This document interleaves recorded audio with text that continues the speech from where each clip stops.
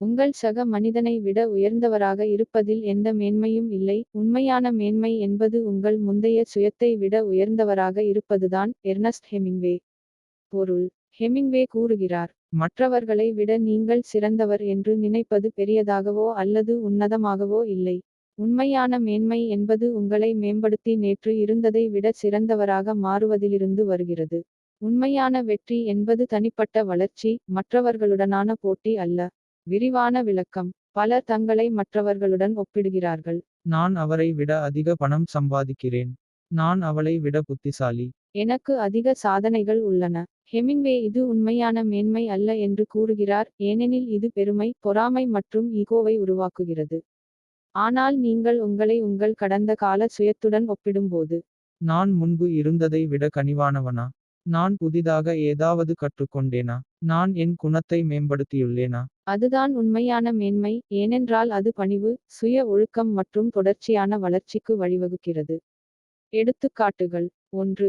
மாணவர் உதாரணம்: நான் வகுப்பில் முதலிடம் வகிக்கிறேன், அதனால் நான் மற்றவர்களை விட சிறந்தவன் என்று சொல்வதற்குப் பதிலாக, ஒரு உன்னதமான அணுகுமுறை: கடந்த ஆண்டு நான் கணிதத்தில் சிரமப்பட்டேன். இந்த ஆண்டு நான் முன்னேறி நன்றாக புரிந்துகொள்கிறேன். அவர் மற்றவர்களுடன் போட்டியிடவில்லை, ஆனால் தன்னை வளர்த்துக் கொள்கிறார். 2. பணியிட உதாரணம்: ஒருவர் நினைக்கலாம், எனது சக ஊழியர்களுக்கு முன்பாக நான் பதவி உயர்வு பெற்றேன். நான் உயர்ந்தவன். ஹெமிங்வே அது உன்னதமானது அல்ல என்று கூறுகிறார். ஒரு உன்னதமான மனநிலை: கடந்த ஆண்டு நான் விரைவாக கோபப்படுவேன், ஆனால் இப்போது நான் மன அழுத்தத்தை அதிக பொறுமையுடன் கையாளுகிறேன். வெற்றி உங்கள் பழைய பழக்கங்களின் மீதுதான், மற்றவர்களின் மீது அல்ல. 3. உடற்பயிற்சி உதாரணம்: ஆரோக்கியமற்ற அணுகுமுறை: ஜிம்மில் உள்ள மற்றவர்களை விட என்னால் அதிகமாக தூக்க முடியும். உன்னதமான அணுகுமுறை: கடந்த மாதம் என்னால் 2 மீ மட்டுமே நடக்க முடிந்தது. இன்று என்னால் 3 மீ நடக்க முடியும். சுய முன்னேற்றம்தான் உண்மையான சாதனை. 4. கருணை உதாரணம்: தவறான மனநிலை: எனக்குத் தெரிந்த பெரும்பாலான மக்களை விட நான் கனிவானவன்.